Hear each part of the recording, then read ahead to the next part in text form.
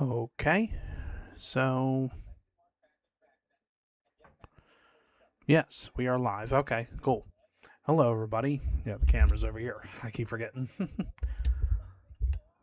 So, good afternoon, everybody. It is a little in the afternoon right now. It's about 12:30 something.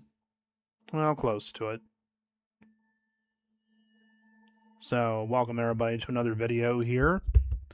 So, this is going to be about the Orioles. I mean, I know people aren't really huge fans of them a lot of times, well, mainly because of the fact that they're not doing so well at the moment, and people are probably questioning, if they're still going to make the playoffs. Well, it's, I mean, realistically speaking, it is not out of the question. We're in the month of August. It's August 10th, I believe. It's the 11th. Okay, my bad. And they did come off a loss against the Minnesota Twins last night, and unfortunately, they couldn't get the win, and they really should have because it would have been nice if we did. But unfortunately, it's just really difficult because of the fact with the players that we have, and the pitching not being the greatest and stuff, but we are trying our best. The Orioles come off a loss against Minnesota Twins last night by a final score of 9-5. Scored a couple of runs in the eighth and ninth inning, but it still wasn't enough. As former Oriole Dean Kramer got the win over his former team and pitched, I believe, 7 innings and struck out 7 or something. Yep, 7 innings, only gave up 1 hit and 1 earned run and struck out 7. So, yeah, that's that happens, a lot of times, when the Orioles, get rid of players that they've had on their team, whether they're a hitter or a pitcher, and they wind up doing better for another team. Like, for example, Jake Arrieta, when we traded him in 2013 to the Chicago Cubs for Scott Feldman and Pedro Strop, and I think Steve Clevenger. And it wound up being a decent trade. Well, it was a good trade for the Cubs because Jake Arrieta won a Cy Young and pitched a no-hitter and won a World Series ring. But for us, Pedro Strop wound up doing pretty well for us. I mean, actually, take that back. We didn't. I don't think we did get Pedro Strop. No, because he was with us in 2011 or 12, I think. I think something like that. Yeah, we got Scott Feldman and Steve Clevenger in the deal because I don't think we got anybody else as far as I know. But yeah, so unfortunately, it was a loss for the Orioles as they weren't able to get the victory. And now with that loss, the Orioles now find themselves 15 and a half games out of first place, and it doesn't really help, when Tampa Bay has won 7 straight. Boston has lost 3 in a row.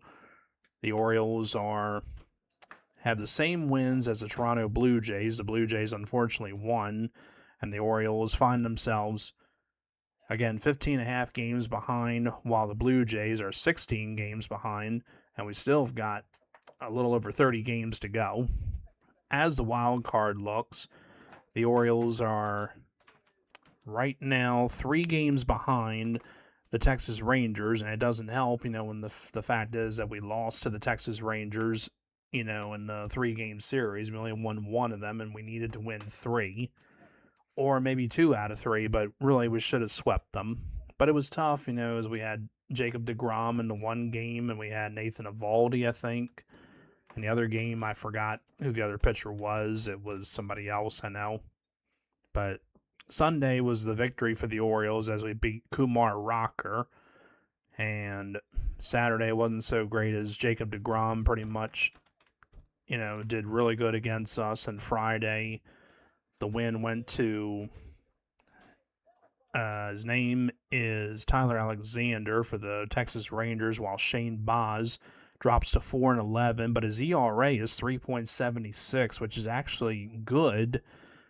And he did well, but the Orioles only had just the 1 run, and the Texas Rangers scored 2 in the 6, and only had 3 hits, and the Orioles still lost. And yeah, with trading Adley Rutschman, some people think that that's really not a great thing that the Orioles have done, but unfortunately, it's just really tough, because we have injuries as well, with people being out like Felix Bautista in our bullpen. because Ryan Helsley is still on the injured list, and we're hoping that he will return to the bullpen. And right now, at Tuesday's game, the Orioles face the Minnesota Twins again in Minnesota, and it will be Brandon Young getting the start against Bailey Ober.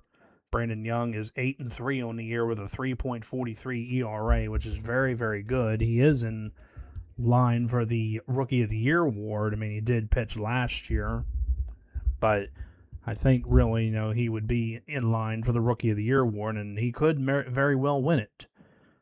But the offense really needs to show up. And then Wednesday, it'll be Shane Baz against Zebby Matthews, and that game will be at 1:40 Eastern. There is no game Thursday, as the Orioles will have an off day, and then they will head to Tampa Bay to face the Tampa Bay Rays. And it's very tough, because of the fact that the Orioles need to start winning right now. And again, mathematically, we are not eliminated from the playoffs, not until we get around like mid-September when we start, finding out, but the main thing is we need to win. And that's been that way for a good while. I mean, Pete Alonso had a great game on Sunday with 2 homers. Monday, he didn't really do anything. And again, with tonight's game, it just really needs to go our way, Because right now with our pitchers like Trevor Rogers, who only pitched 4 innings and gave up a couple of runs, is pretty much doing pretty well in my opinion. He got off to a very, very rough start, and now Rogers is doing pretty good, Like somebody shared something and said the Orioles pitchers ERA since the month of July or something, and a lot of them are under 4. Like Kyle Bradish is about 3.30. Rogers about 360, maybe 320. I think it's lower than 320. And Shane Baz had a good ERA, and Brandon Young. But now, I'm pretty sure there was somebody we got rid of, but with Dean Kramer, leaving, us trading him to Minnesota after that series with Detroit, now the Orioles, just are trying to do what they can, to get a playoff spot. And I have a lot of confidence, that the Orioles still can do it. It's just really difficult because Tampa Bay is doing pretty good, and the Yankees, they're pretty much doing all right, but not the greatest. For the rest of the standings, now, as I said, the Orioles find themselves 3 games behind for the wild card spot. But Detroit has won 2 in a row. Minnesota with the victory over us after they were on a losing streak. Boston has lost 3 in a row, and Texas is in contention. Well, Texas owns the final wild card spot, while the Yankees and the Red Sox own the other 2, and Texas with the last one. Because Tampa Bay is on top with a 72-46 record. The White Sox, who knew, would be in first place in the Central with a 61-56 record. And Houston, unfortunately, in first for the American League West. I mean, that's not a team I want to see on there. I want Houston, to get out. I can't stand the Astros, and I used to like them, but the whole scandal thing that happened, I think, in 2017, when they won the World Series, and then they won it again in 2022, I think. Yeah, it's definitely reaching a boiling point, and there was a time, when Houston was winning it all and stuff, because they went to the World Series in 2017 and they won. 2018, I think it was the Red Sox over the Dodgers. 2019, it was the Nationals over the Astros, which is a big surprise because nobody expected the Nationals to beat the Astros in the World Series in 2019. Then in 2020, we didn't really have a season, but again, I don't consider 2020, a season because of the fact that we had a World Series and it was between the Los Angeles Dodgers and the Tampa Bay Rays, and somehow, they gave, the victory to the Dodgers over the Tampa Bay Rays because of the fact we didn't have a full season. And again, I don't consider that a full season because it really wasn't. We started baseball like around the month of July or something, or We had no All-Star game. We had no full season. We didn't play 162 games. It was only like 60 or something like that. The Orioles finished fourth place that year under Brandon Hyde, who was their manager. And again, it really shouldn't have counted. They should have just canceled the 2020 season because of COVID, and they didn't. So instead, we had baseball, and the World Series was held in Texas because that's pretty much like where it wasn't really that bad, for COVID and stuff. So pretty much they had people, attending too, but everybody had to wear a mask. There was a good amount of people that probably didn't. But long story short, the Dodgers beat the Rays in the World Series, and there you go. But again, it shouldn't have happened. That season should have just ended, and it should never have counted. Then we had 2021, which was basically the return of baseball and also the return of Trey Mancini for Baltimore because he was out and he made his return, which is amazing. Then the Orioles unfortunately struggled that year too. I think had over 100 losses. Then in 2022, Adley Rutschman finally made his debut around the month of May or June or something. I think it was in May. He was supposed to be on the opening day roster, I think, but he did not because of an injury, I think. But yeah, 2022, it was the Astros over the Phillies, I think. But 2021, it was the Braves over the Phillies. And actually was a good World Series. And again, we had baseball, which was a good thing. COVID, was going down in 2021, 2022. It was pretty much just about out of here. And same with 2023, but now it's still a thing, unfortunately, but it's something, that doesn't need to be around. It needs to go, because it was a awful thing that happened in 2020 and 2021. But anyway, but the main thing is with the Orioles is they need to win. They have to start winning games, and start a win streak and win at least like 7 or 8 or 7 or 8 or 10 in a row, Like Tampa Bay has got a 7-game winning streak, I think, and that's why we're getting, further out of first place. But right now, I don't think everybody is going to think that we're going to get a first place finish. I mean, right now, I think we're just fighting for a wild card. But Boston and New York would have to lose, a good amount of games, and we'd have to start winning. And again, it's a thing that's been going on for many, many years. And a lot of times people say, that it doesn't really help, with losing people like Adley Rutschman and Tyler Wells in the bullpen and losing our pitcher, Dean Kramer. But I don't really think that is going to hurt us, with losing Dean Kramer because we have Trey Gibson in the minors, but he hasn't really, done that well in the season. And then we have a few others, I think. I just can't remember their names, in the minors. But right now we have the rotation of Bradish, Rogers, Boz, and Young. And we have Chris Bassett working his way back. He will probably be back for the series against Tampa Bay because tonight it's Brandon Young and tomorrow is Shane Boz. And it's an off day tomorrow. And the Orioles send down Cade Povich after that start against the Texas Rangers on, I believe it was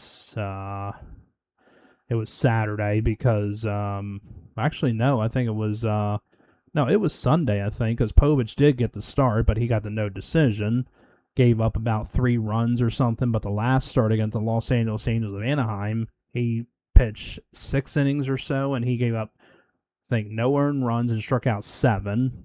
Now, I know the Los Angeles Angels of Anaheim aren't really having that great of a season, but still, it's just really tough, with the way the season is. We're trying our best, and there's probably a good amount of games, once again, that we probably should have won. And probably some games, we probably should have lost. But the main thing is we really need to start winning. But yeah, it's just really tough because of the fact, that the Orioles, are definitely trying to get a playoff spot, with new people like Pete Alonso on the team, but we don't have Taylor Ward anymore. And I'm sure Alonso is no stranger to playoffs, but still, yeah.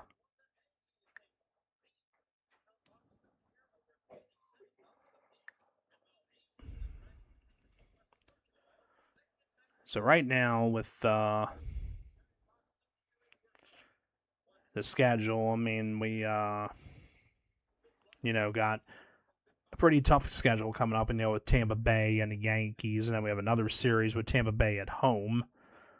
But probably some teams that are probably going to be mathematically eliminated, pretty soon, like the Kansas City Royals at 49-71, the Colorado Rockies at 46-73. So pretty much, I would say that Colorado really does not have a chance, because if they wanted to get a wild card spot, I'm pretty sure that they're 17 and a half games back. And like I said, we have over 30 games left.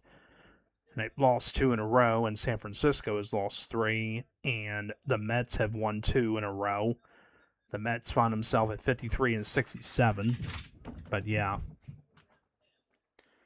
But the main thing is for the Orioles to win. Toronto's got to lose as well, because I really don't want us in last place, but we're not in last place. And we are 3 games behind, so it would help if we beat Minnesota tonight and Detroit loses, and same with Cleveland. And as for those games, Cleveland will face the Tigers. Go figure. That game, actually, today is not Thursday. I'm sorry. Oops. Today is Tuesday, but we do have the Guardians taking on the Tigers. That game will be at 6:40 Eastern. It'll be Tanner Bibby. He will make the start, and he will face Drew Anderson of the Tigers. Then we have the Pittsburgh Pirates taking on the Miami Marlins. It'll be Paul Skeens against Yuri Perez. And I was playing MLB The Show earlier, and I was saying to myself, wouldn't it be nice if we did have Paul Skeens? Then again, it probably wouldn't be a good idea, but I just thought it would be, with him, with Bradish, Rogers, and Boz, we would have, and Young, we'd have 5 pitchers, and pretty much some of them, well, the only ones that have been pitching like aces have pretty much been Bradish and Young. Rogers was, an ace before, but now he's not pitching like one he has been, before. But he just had that incredible run last year, and now Rogers is definitely not doing like he used to. And Bradish, I think, was hurt, a little bit last year, but he's made his way back into the rotation, and he has been doing pretty well. And Boz, has pitched in so many games, and Boz just hasn't gotten the run support, but he has been doing, pretty well. I mean, he did well in his last start, and Brandon Young, I didn't expect him, to be doing this good. His ERA is great, and he's winning games and stuff, but again, it's the run support. It's the lack of run support that really hurts, like you need Alonso to start hitting some bombs, or Jackson Holiday to do something. I mean, it's tough without Jordan Westberg in the lineup, or Blaze Alexander, because Blaze was doing really well, but we've heard reports, about Alexander, but he has not been ruled out for the season. And same with Felix Bautista, those two are trying to work their way back, like another one is Ryan Helsley, and I really have not read the injury report recently, but last time I did read, Felix Bautista threw a bullpen session, but they didn't say anything about a rehab. And of course, everybody's like, no, we don't need to bring him back. Well, for number one, it's not your decision, what they do. I mean, I think personally, if they bring back Bautista, that's pretty much all right with me. It could help the bullpen. We need a closer at this point, because right now we don't have one after we got rid of Tyler Wells, and Andrew Kittredge is the only one that's kind of closer material. Rico Garcia, he got roughed up last night, and Grant Wolfram, I think, did too. But really, we don't have a closer right now, and we do need one, and that would hopefully be Bautista. Now, Bautista did pitch in 2020. God, I can't remember what year it was. I think it was last year, because he was, every time, I always forget about this. I always forget, when he was with us, but gotta look at the roster one here again. I'm sorry.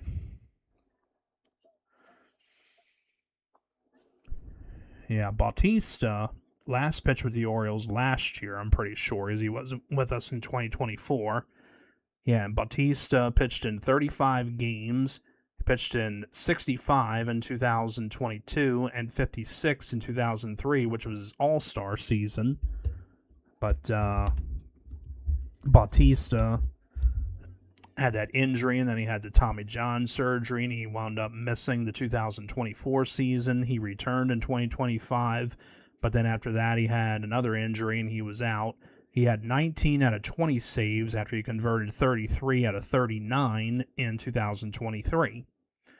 Some people probably don't want Bautista, back in the bullpen, but Bautista's a fan favorite. A lot of people still like him, and yeah, he did not put up the best numbers like he did in 2023, but 2025, but he only blew one save.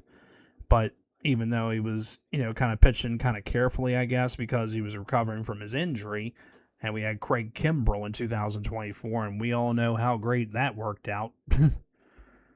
But we had Jorge Lopez in 2022, which somehow was the only Orioles representative of the All-Star game, which I think was stupid. They should have had maybe Adley in it or a few others, but Adley was the only Oriole All-Star for this year, which is crazy. They should have had Pete Alonso. But really, we do need a closer. With Ryan Helsley still out, we don't know when he'll be able to do a rehab. It'll probably be about a week or so.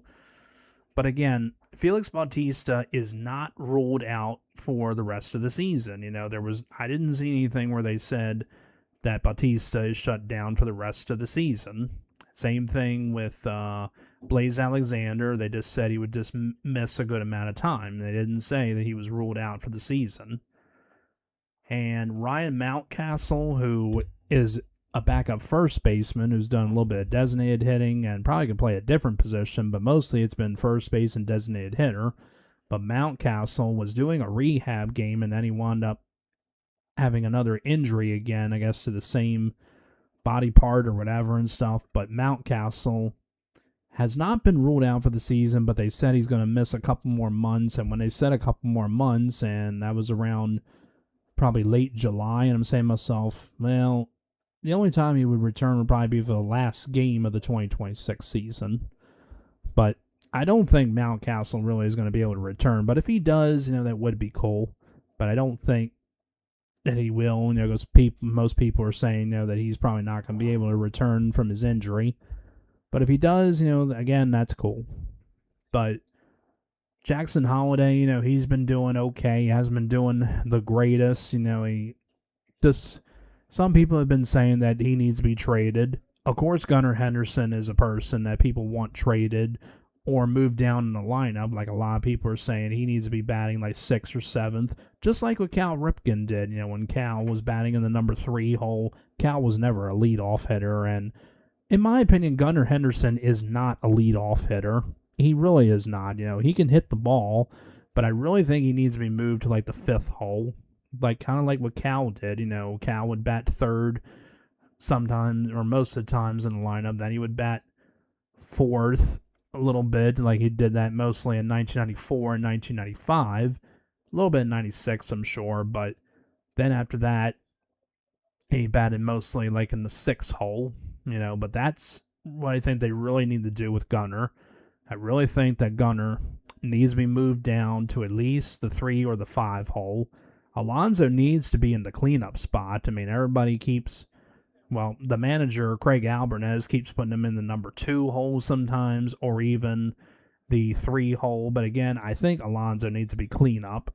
Like the leadoff man, Jackson Holliday, he's kind of a candidate to be in the leadoff spot, but mostly it was Blaze Alexander. But with his injury from Kansas City, which really sucks, and hopefully he returns soon, but it's probably going to be around September, I imagine. Then there isn't really much people, who else is, the only one would be Leody Tavares. He's not really much of a power hitter. He could be a leadoff hitter too. And Tyler O'Neill's definitely not a leadoff hitter. Well, he could be probably a cleanup hitter too. Like we could probably have Pete, in the number 3 hole, and Tyler O'Neill in the cleanup spot. Then some people don't even like Gunnar Henderson thing in the number 2 lineup. That he really needs to be at least a 5th hitter or 6th until he can find his rhythm, and then move back to probably the number 2 hole in the lineup. And again, not lead off, because this is just like, what they did with what's his name, Manny Machado. They put him in the leadoff spot a lot of times in 2015 and 16. And again, I'm looking at it, I'm like, Machado is not a leadoff hitter. He's hitting like 35 homers, like the 1 year or whatever he hit, which is the most he's ever hit in his career. And yeah, in my opinion, Machado had pretty good seasons with Baltimore. I mean, yeah, he's been putting up good numbers with San Diego, and he did spend just a half a season with the Dodgers, but still, Machado was never a leadoff hitter. A leadoff hitter is somebody, that gets on base and stuff, and can leg out hits or whatever and steal bases and all that, like what Brady Anderson was. But honestly, that's not really what Gunnar has been doing. Mostly he's been striking out or grounding out, and that's about it. Maybe getting a hit occasionally. It's been a while since he's hit a home run. The last time he's hit a home run probably was sometime in early August, I imagine. But it's really sad, too, because of the fact that Gunnar is a fan favorite, and some people, again, thought that he was going to get traded, but he did not.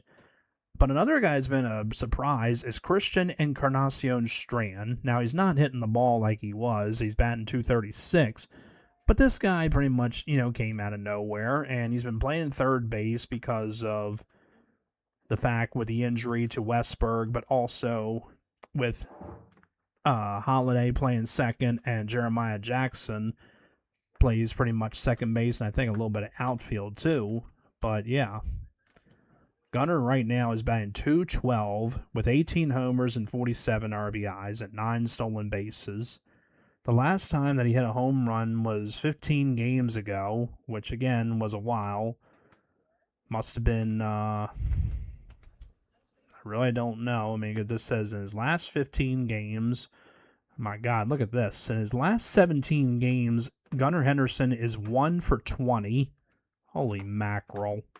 He has struck out he has walked 4 times and struck out the other way around. He has struck out 4 times and has walked 8 times and 1 stolen base. That's very awful. I mean, they really need to do something about Gunnar. I mean, I really think they got to move him down to at least the 5 hole or something. That's just really awful right there.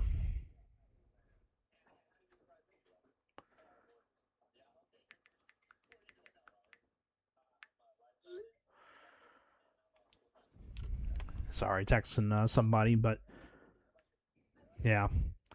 Things need to start turning around for the Orioles, and hopefully that the Orioles just start getting something together. But it's really hard, with Gunnar, struggling. Pete Alonso's not putting up the numbers like he did with the Mets, but it's probably because he's with a different team. Colton Cowser is not really doing that much. Tyler O'Neill is doing pretty well. Somebody said since the month of July or something, he's been hitting like 10 homers or something since the month of July, I think, and has been doing pretty much all right.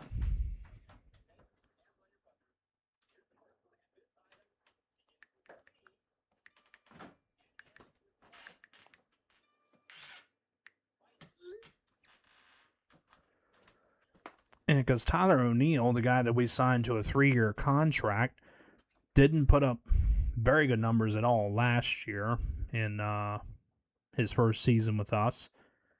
And he's been pretty much doing okay this year. I mean, not the greatest, but he's, been doing all right. And Colton Cowser, like I said, he hit those like walk-off homers, against the Tigers and the others against the one was against the Tigers and the other was against the Tampa Bay Rays on a Memorial Day game. Yeah, and anybody hasn't seen that, I have the video on my YouTube of that, when he hit the walk-off homer. It was pretty incredible. But yeah, it was just a really amazing game that was.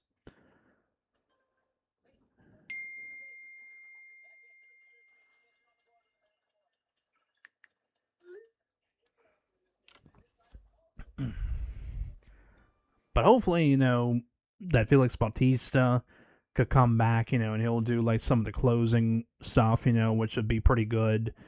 But Ryan Helsley, we're not sure exactly. He's probably gonna like do like a bullpen session pretty soon, and then he'll do a rehab probably about a week or so, something like that. But if the Orioles, can try and turn things around, they can still, be in the playoffs, which would be incredible, because everybody has been saying, no, we're not going to the playoffs. Well, first of all, the season's not over, and mathematically and realistically speaking, we're not eliminated.